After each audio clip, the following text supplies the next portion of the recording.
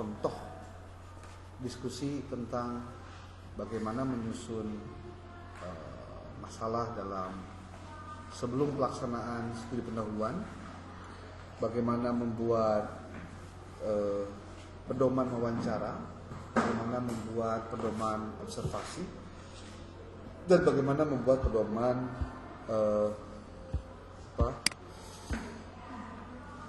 studi dokumentasi. Itu ada di situ. Ya. Oke, kita masuk pada materi yang tadi didiskusikan. Inti nama hiji lah. Kalau mau diskusi, baca dulu, pelajari dulu, dan maksimal.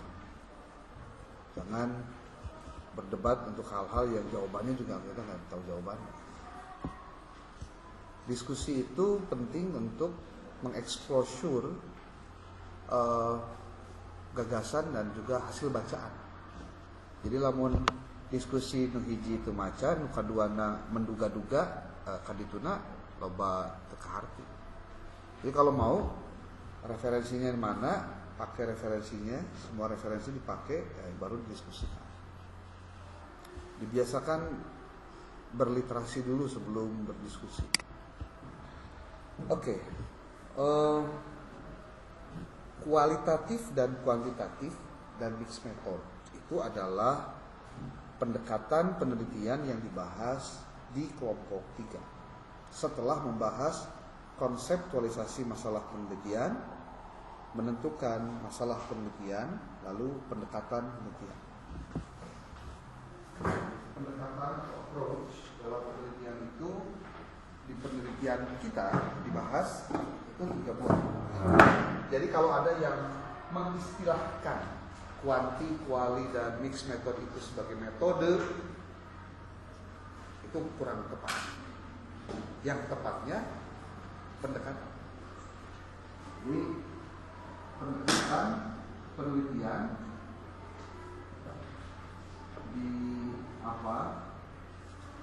dibagi 3.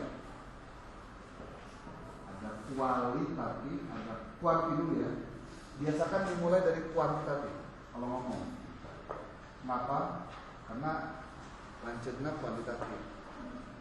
Pertama kali muncul itu. Lalu di sini mixed method. Kamu boleh baca di bukunya Ahmad Tafsir, judulnya Filsafat Ilmu, tentang sejarah kenapa kemudian adanya paham-paham dalam filsafat. Nah, kualitatif ini lahir dari paradigma berpikir positivisme. Kalau kualitatif, dasar filosofisnya adalah konstruktivisme.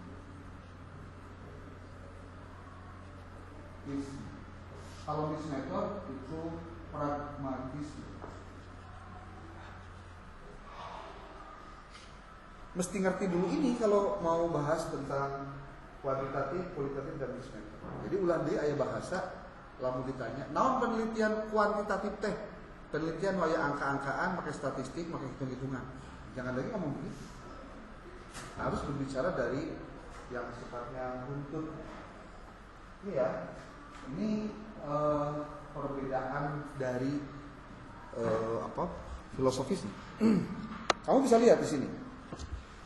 Di bukunya Muri Yusuf pun ada pembahasan tentang ini di bab 2. Dia ngebahas tentang perbandingan penelitian kuantitatif dan kualitatif dari sudut paradigma yang digunakan. Paradigma itu kerangka berpikir. Thomas Kuhn yang pertama kali membahas tentang paradigma. Lihat paradigmanya, kalau kuantitatif itu positivism. Ada lagi post-positivism, tapi ini lebih pada kuantitatif. Ada pragmatism, kuantitatif dan kualitatif. Ada konstruktivism atau kualitatif. Jadi ibarat kutub, ada kutub utara, kutub selatan. Kutub utara kuanti, kutub utaranya, kutub selatannya kualitatif. Di tengah-tengahnya itu mixed method karena menggabungkan keduanya. dianggap dia sebagai moderatnya. Di kuantitatif logika yang digunakan itu adalah deduktif. Ya, seperti kita sudah bahas, deduktif itu dari umum ke khusus. Mengambil kesimpulan dari umum. Kemudian kualitatif itu induktif.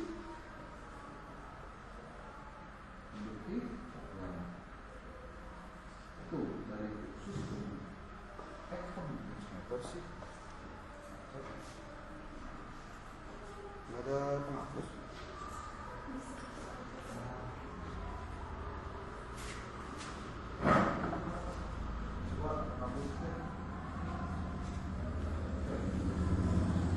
Nah, sementara kalau untuk yang transformasi itu adalah deduktif plus pasti dipakai. Di skripsi itu yang digunakan yang dua. Ini tidak dulu dipakai. Kenapa? Karena rigid. Mixed method itu ibaratnya dua skripsi. Karena ada pembahasan tentang kualitatifnya dan ada pembahasan tentang kuantitatif. Epistemologi, cara mendapatkan pengetahuannya, cara mendapatkan ilmunya. Kalau untuk yang positivism atau kuantitatif, dia objektif. Kalau untuk yang kualitatif, subjektif. Dualistik objektif dan subjektif. Apa maksud dari istilah subjektif dan objektif dalam konteks penelitian? Jadi gini, dalam penelitian kuantitatif, pengambilan data itu dilakukan berdasarkan, ada yang disebut dengan alat pengumpul data. Ini akan dibahas oleh kelompok berikutnya.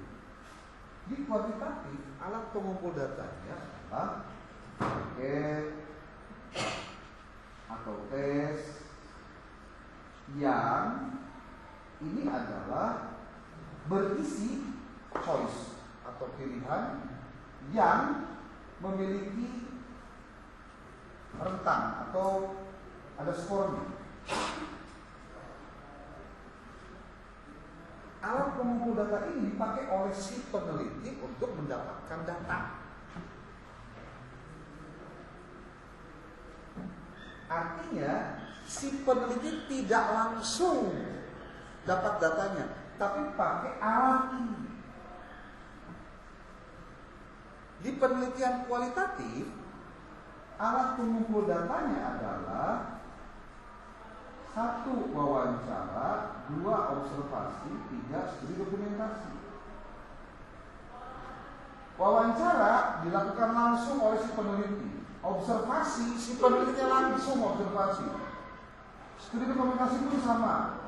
Artinya bergantung sekali si alat pengumpul data ini pada kecerdasan, kemampuan, kompetensi dari si peneliti. Maka dalam penelitian kualitatif sering disebut si peneliti itu sebagai instrumennya. Instrumen itu apa maksudnya? Si alat pengumpul datanya. Karena yang wawancara si penelitinya, yang observasi si penelitinya. Jadi kalau mereka si peneliti wawancara data benar, nyari data-data benar, dia tidak akan bisa mengolah data dengan benar dan dia tidak akan bisa menghasilkan simpulan yang benar. Maka sangat subjektif. Tapi kalau ditanya, apakah ketika subjektif itu jadi justru tidak mendapatkan kebenaran? Nah, bedanya kuantitatif dan kualitatif, makin subjektif hasilnya, makin objektif hakikatnya. Itu kualitatif. Kok bisa begitu? Ya memang begitu. Gak original kuantitatif mah geus jelas. Alatna geus jelas. Jadi diawali dulu. Masalahna geus jelas. Variabelna geus jelas, indikatorna geus jelas, teorina geus jelas. Jelas ada. Gak bisa dibuat jadi variabel kalau yang tidak ada teorinya. Jadi kuantitatif. Lalu setelah itu kudu jelas heula. Rumusna geus jelas. Hasilnya geus pasti aya hasilnya. Kalaupun ada kesalahan, pasti kalau tidak karena instrumen yang dipakainya ada salah keliru, atau yang kedua, instrumennya ini tidak valid karena datanya tidak majemuk tapi homogen. Nah, itu jadi pasti tidak akan valid. Di sini.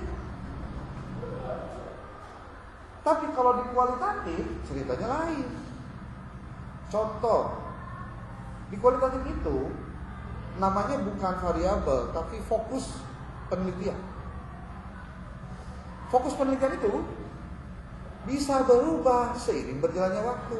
Maka biasanya dalam penelitian kualitatif si peneliti suka membatasi waktu penelitiannya. Supaya apa? Supaya ketika dia bercerita tentang apa yang dia lakukan di periode itu, di luar yang tidak dia teliti. Contohnya, penelitian apa? Dari tanggal 15 Agustus sampai 15 September ceritanya. Maka di periode ini dia mendapatkan data, dia mengolah data, dia menghasilkan kesimpulan, dia mengambil, dia menganalisis dan seterusnya. Keluarlah kesimpulannya. Kemudian ada orang yang protes. Nah, mana itu penelitian itu hasilnya? Jadi fakta lagi ya. Makanya, ente penelitian Iraha tanggal 18 September, kurang mah penelitian karena 15 September. Dibatasi waktu. Jadi di luar waktu ini, dia nggak ngerti apakah yang didapatkan hasilnya salah atau benar. Tapi kalau dalam penelitian kuantitatif itu sudah dipastikan hasilnya dia akan sama.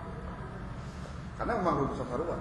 Kecuali kalau si instrumennya digunakan di tempat yang berbeda dengan jumlah responden atau orang-orang yang ditanyanya berbeda, lagi hasil. Oke. Nah, aksiologi itu adalah misalnya tentang kemanfaatan. Manfaatan dari atau sesuatu yang memiliki nilai atau tidak. Di dalam kuantitatif itu bebas nilai. Kalau di kualitatif itu ada nilai terbatas. Ini juga perlu dijelaskan lebih lanjut. Dan tidak mungkin hari ini dijelaskan karena bahasanya jadi bahasa berkembang. Ontologi, ada realisme naif, ada relativisme. Ini pun perlu pembahasan lebih lanjut. Karena apa? Membahas kuanti dan kuali ini ibarat membahas dua kutub yang berbeda satu sama lain. Menjelaskan kebenaran itu tidak mudah. Jadi awal mula kenapa ada kuanti ada kuali itu hakikatnya kalau dalam filsafat ilmu, dari filsafat umum ke filsafat ilmu.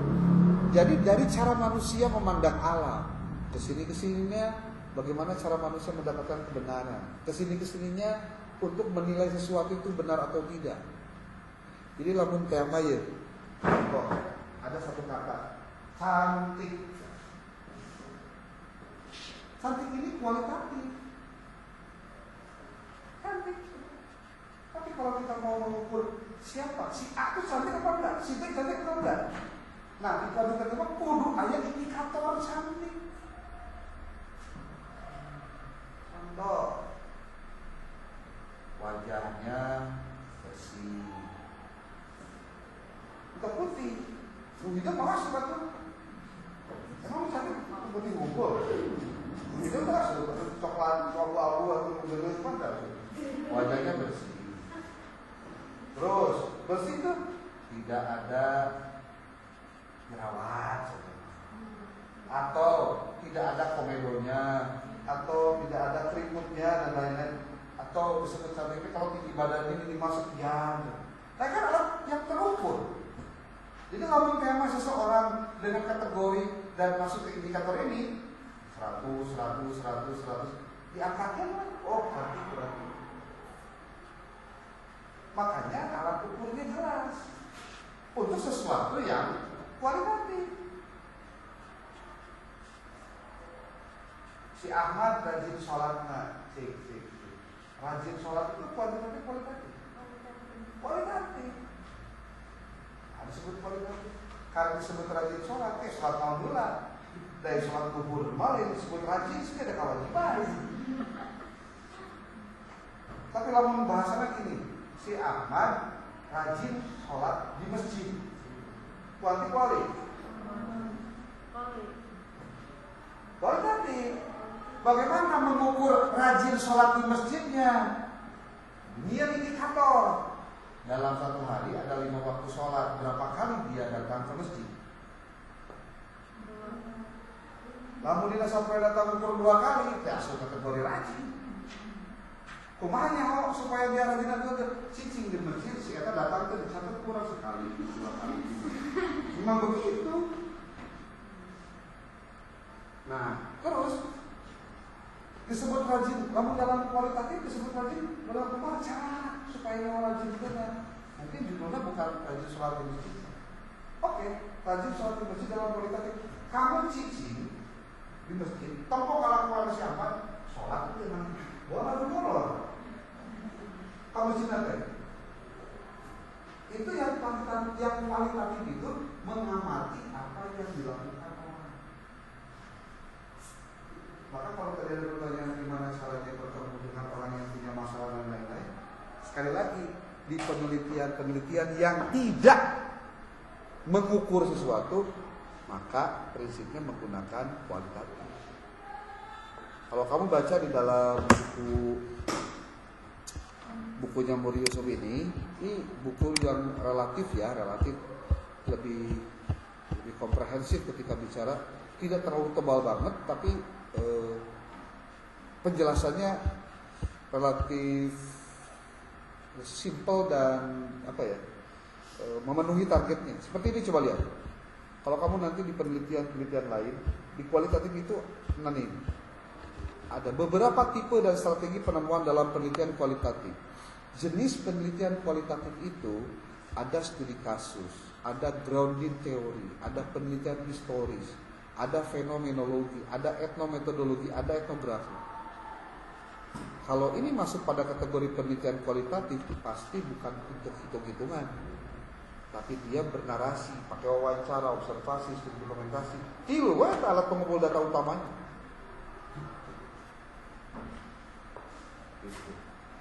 Jadi lamun tadi ayam beri contoh masalah ayam budak kemarin, ya paling di fenomenologi bisa dipakai. Saya jelma tering namanya kudu nyian kuesioner, mungkin. Paling diwawancara. Kalau tidak diwawancara, diobservasi. Seperti yang dilakukan oleh para peneliti di sains. Sains itu menggabungkan antara yang kuanti dan kuali. Kuantitatifnya dia ngitung, kemudian kualitatifnya dia melakukan observasi apa yang dia lakukan.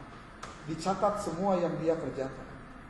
Kalau kamu pernah mendengar Thomas Alva Edison melakukan riset terkait penemuannya terhadap lampu pijar, untuk bohlam, itu dari semua yang dilakukan, tiap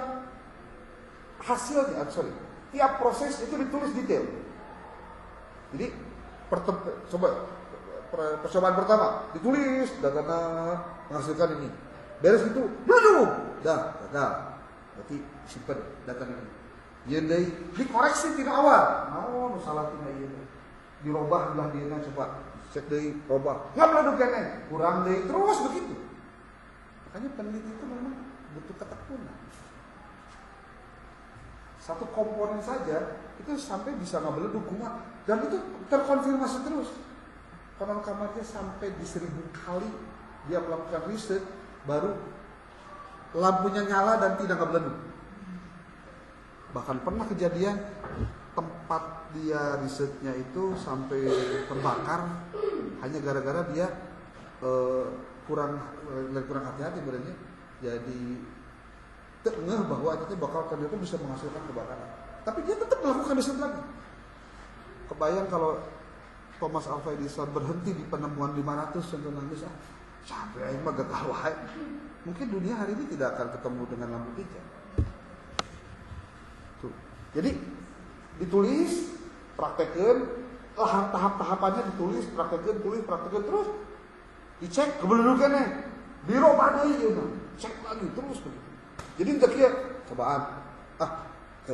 Untuk itu kan semuanya datanya tertulis. Karena penelitiannya harus ditulis. Kayaknya banyak waktu yang harus diluangkan untuk mempelajari tentang kuantitatif dan kualitatif ini, karena ini akan menjadi bagian dari pilihan kamu nanti pada saat melakukan penelitian. Sok ti ayeuna mumpung kene semester 5, bukuna dibaca, bukuna dipelajari, teu ngarti kamu bisa berdiskusi dengan ChatGPT, teu ngarti kamu bisa nonton YouTube. Di YouTube itu banyak sekali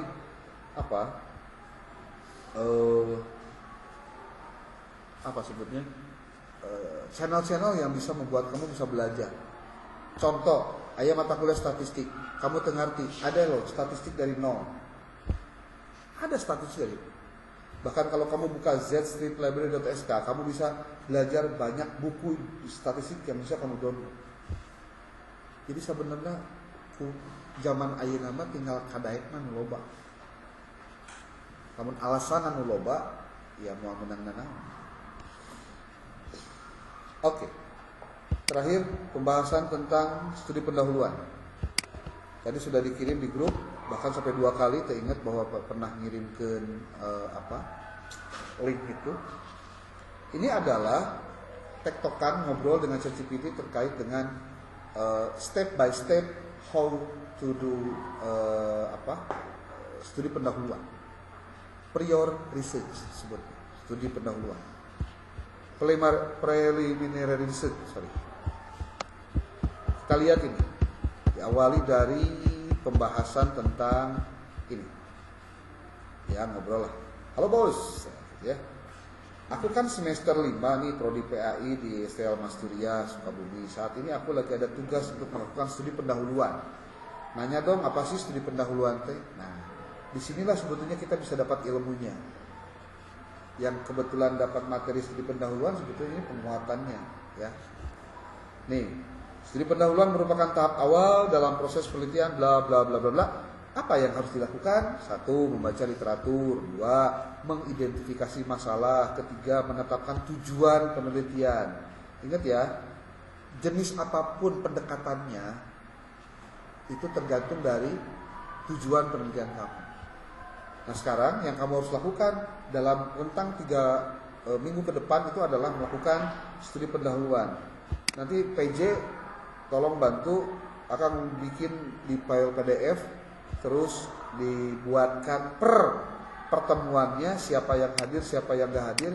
Yang hadir diberi angka 1, yang tidak hadir dikasih angka 0. Kemudian coba di pertemuan, pas pertemuan ketiga, pertemuan pertama diskusi, contoh yang presentasi dikasih warna kuning, yang penanya wajib dikasih penanya biru, warna biru, yang nanya sunat kasih warna orange contohnya.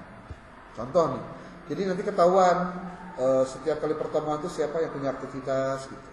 Yang wajib siapa, yang sunat siapa, yang berkomentar apapun itu ada di dalam datanya. Oke, ini. Lalu lagi nih. Saya sebenarnya lagi bingung, di tugas itu saya harus ke lembaga pendidikan, contoh ke SMP. Prodi saya kan PAI.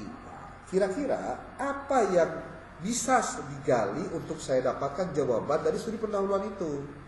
Jadi lamun maneh tanya hotel lain dia, lieur aing mah tugas teh maneh on sih teh. Enak mau loba jalan supaya pinter. Asal mau kreatif. Paham tuh. Jadi paham, banyak kamu terpaham.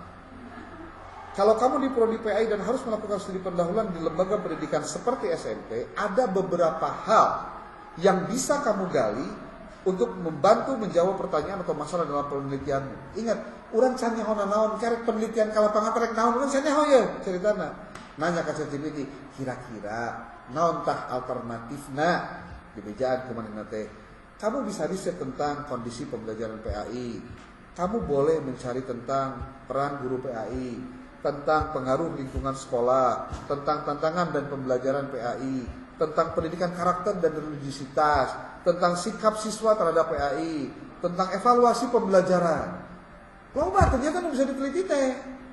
Coba kamu tentukan sekarang, riset kamu nanti mau di mana? SMP, SMP, SMA, SMK, aliyah, sanawiyah, mana? Itu. Di SD boleh, asal pelajarannya PAI. Jangan pelajaran yang lain. Termasuk SMP dan SMA atau SMK. Tapi kalau kamu di sanawiyah, aliyah, itu mata pelajarannya yang depan. Al-Quran hadis, fikih, akidah akhlak dengan SKI. Pilih salah satu.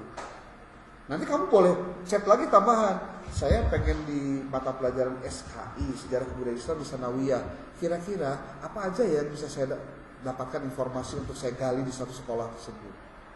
Nah, tips untuk studi pendahuluan ini yang juga dilakukan oleh bukunya Suharsi Merikunto di bab 6 tentang studi pendahuluan. Ada 3P itu. Ada people, ada place, ada paper. Wawancara, observasi, dan studi dokumen. Wawancara, observasi, dan dokumentasi. Ceritanya diingetin nih sama si ChatGPT-nya. Nah, cari tanah. Kayaknya menarik tuh nomor 3 gitu maksudnya. Apa nomor 3 teh? Pengaruh lingkungan sekolah. Di situ ada budaya sekolah, ada kebijakan sekolah. Menurut dia nih, bukan menurut kita. Kita pengen tahu aja dia ngasih pendapat apa, kan gitu. Saya rencananya mau studi pendahuluan ke SMPN 1 Cibadak Sukabumi. Kira-kira apa yang mesti saya siapkan? Tuh, nanya nih. Bagus kalau kamu tertarik untuk menggali aspek lingkungan sekolah di SMPN 1 Cibadak Sukabumi. Ini beberapa hal yang perlu kamu siapkan sebelum melakukan studi pendahuluan di sana. 1. Persiapan administratif. Siapkan mengarana surat izin. Ngomong tuh Kakang Iqbal, minta surat izin untuk melakukan mini riset sebetulnya. Perkenalan diri, datang ke sekolah. Dan bisa jadi datang ke sekolahnya nggak sekali, bisa 2 kali, bisa 3 kali. Kenapa? Karena yang pertama mungkin ngobrol-ngobrol dulu, nanya heula di mana asalna, naon tujuan anak, dan lain-lainnya pasti nanya. Lalu fokus penelitian. Tentukan lebih lanjut apa yang ingin kamu teliti mengenai lingkungan sekolah. Ini kalau kita judulnya ngambil nomor 3 ya. Seperti budaya sekolah, kebijakan sekolah, atau pengaruh lingkungan terhadap karakter budaya sekolah, karakter religius siswa. Ingat, ini kalau kamu bahas bisa jadi kuantitatif, bisa jadi kualitatif. Ya, tergantung kamu mengarahkannya kemana. Rencana observasi kegiatan. Siapkan catatan untuk mengamati kegiatan program-program pendidikan agama yang ditetapkan di sekolah. Kepada kepala sekolah, tanyakan pandangan kepala sekolah tentang pentingnya pembentukan karakter. Sekali lagi, ini karena kita ngambil nomor 3. Pertanyaan kuncinya ini, dokumentasinya ini, analisis datanya ini. San ngarti kene, ngomong deui, bisakah mau memberikan gambaran tentang pedoman wawancara untuk nomor 3? Kepada siapa saja wawancara itu dilakukan dan bisa? Maksud nama itu minta pangmantuankeun nyeun pedoman wawancara. Kasawai kudu wawancarana dibejan ku si ieu eta. Wawancarana teh kudu ka guru PAI, kepala sekolah jeung ka siswa. Ieu dibere pedoman wawancarana. Nah, ieu. Ieu ke kepala sekolah, ieu ke siswa. Siswana pilih sabaraha hiji? Genep lah kalau SMP mah. Nah, make genep. Kelas 7-na 2, laki-laki perempuan 1-1. Kelas 7, kelas 8-na 2, laki-laki 1, perempuan 1. Kelas 8, kelas 9-nya 2 orang, 1 laki-laki 1 perempuan. Udah. Ini pertanyaannya nih. Mudah-mudahan dikasih tahu tips wawancara kudu kumaha. Tuh. Bagaimana dengan observasi? Adakah pedoman yang bisa saya pakai? Dipanggilkeun observasi teta. Engke kudu dituliskeun, naon ditempo, tuliskeun hasilna. Itu bisa dibuat dalam bentuk tabel. Tabelnya kayak gini nih. Tuh. Jadi di dalam tabel teh ada tabel aspek yang diamati, fokus observasi, ada pertanyaan atau hal yang diamati, ada metode observasi. Nah, engke dina pelaksanana kudu nyieun kolom hiji deui. Temuan hasil observasi. Hasilnya kita tulis. Apa saja? Nih. Apakah ada kegiatan keagamaan rutin seperti sholat berjamaah, tadarus atau pengajian? Lainnya eta mah tempo di ditu aya teh kegiatan eta gitu maksudnya. Eta disebut observasi. Lalu tadi sudah observasi, sekarang masuk ke tahap berikutnya. Apakah tema tentang pengaruh lingkungan sekolah terhadap karakter religius siswa di SMP 1 Cibadak Sukabumi dapat ditarik datanya lewat studi dokumen? Bagaimana pedoman studi dokumentasinya? Bisa bantu? Itu. Jelaskan lah. Ya, tema tentang pengaruh lingkungan sekolah terhadap karakter religius siswa di SMP Situ Cibadak juga bisa ditarik dari studi dokumen. Namanya dokumenna aya di dieu tah. Tuh. Ya, penjelasanana. Langkah-langkah melakukan studi dokumen di bejaan carana. Itu kumaha teu pinter kamu teh sebenarnya mah. Nanya dijawabna lengkap. Tapi sekarang kita cantum tuh bener cantum henteu. Masalahnya bener atau henteu maneh ngarti henteu maksudna. Mun teu ngarti maksudna pasti loba curigaan kan. Nah, kalau saya diminta untuk membuat laporan studi pendahuluan tentang, ingat ya, kamu beres studi pendahuluan itu kudunya laporan studi pendahuluan. Kumaha outline-nya di bejaan carana. Jadi akan mau ngebejaan kumaha outline-nya, kamu nanya ka dieu. Outline-na kudu kieu, abstrak, daftar isi, pendahuluan, tuh geus aya rumusan masalahna naon. Lamun make nu katilu rumusan masalahna ieu. Nu katilu terus tujuan, tinjauan pustakanya, lalu metodologi penelitiannya, lalu bab 4-nya, lalu simpulan dan saran. Daftar pustaka ada lampiran. Di lampiran ke kudu aya foto kamu ngawawancara kepala sekolah, guru atau dengan siapa, terus kamu aya melakukan observasi, kamu menelaah. Jadi coba aya budak keur salat, kamu mencerong ningali budak salat, itu teh bukti observasi. Bukti kamu melakukan observasi. Tuh. Bos, mau nanya, apakah setelah melakukan studi pendahuluan, apakah saya bisa dapat judul buat penelitian skripsi saya? Bagaimana tanggapanmu? Nah, iya, lu penting-penting mah. Ari geus beres studi pendahuluan, naon fungsinya buat saya, buat kamu yang penelitian? Untuk kamu mendapatkan bahan menyusun proposal skripsi. Kayak keduanya. Jadi tahapan anu bener melakukan skripsi teh melakukan dulu studi pendahuluan. Mungkin geus dapat hasil studi pendahuluan anak, itu jadi bahan buat kamu bikin skripsi. Cek si ChatGPT ngomong kieu, tentu setelah kamu melakukan studi pendahuluan, itu justru bisa menjadi dasar yang sangat baik untuk menentukan judul skripsi. Studi pendahuluan membantu kamu untuk menggali lebih dalam tentang permasalahan atau fenomena yang ada di lapangan, serta identifikasi gap penelitian yang masih perlu dieksplorasi lebih lanjut. Jadi mau ditanya, kumaha sih cara penelitian yang benar teh? Lakukan dulu studi pendahuluan. Tapi mau ngerti studi pendahuluan, lamun teu ngarti masalahna naon, lamun teu ngarti kuantitatif jeung kualitatif teh kumaha, teu ngarti kudu kumaha nyeun instrumen. Dan itu dimulai dari apa? Ketika menyusun hal-hal seperti ini. Tuh, kenapa studi pendahuluan bisa membantu menentukan judul skripsi? Ayo jawabanna, baca we tah. Tuh, potensi judul skripsi berdasarkan studi pendahuluan. Padahal encan orang melaksanakannya, tapi saya kan bisa prediksi. Dan bisa jadi judul rencana kamu nanti akan beda dengan ini, dan kamu temukan lagi judul itu di lapangan nanti. Pengaruh program kegiatan keagamaan terhadap pembentukan karakter religius siswa. Padahal tadi judulnya tentang budaya sekolahnya. Tapi judulnya jadi, kok bisa? Ya bisa lah. Dari apa yang kamu kaji, ternyata ada yang lebih menarik lagi. Selesai urusan. Ini ada yang kuantitatif, ada yang kualitatif. Nah, terus iseng. Saya pengen kamu kemukakan 10 buah potensi judul kualitatif lapangan dan 10 judul kuantitatif dengan tema tentang pengaruh lingkungan bla bla bla. Gua dipentana 10 lain seetik. Berikut adalah 10 potensi judul penelitian kualitatif dan 10 potensi judul penelitian kuantitatif. Bejaan. Nah, judulnya kualitatif ya. Ya judul penelitian kuantitatif ya. Penjelasannya aya. Enggak sakit. Jadi lamun ditanya engke kamu, ayo ngajukeun judul untuk skripsi. Lain tebak-tebak buah manggis. Yang judul kenyangan variabel ieu variabel dihijikeun. Enggak, jangan. Lakukan studi pendahuluan dulu ke lokasi. Makanya sekarang lakukan di 3 minggu terakhir ini ya sebelum pertemuan ke-8.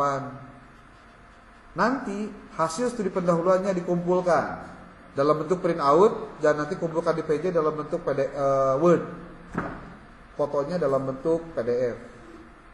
Nanti kalau tidak disatukan karena penuh, bisa.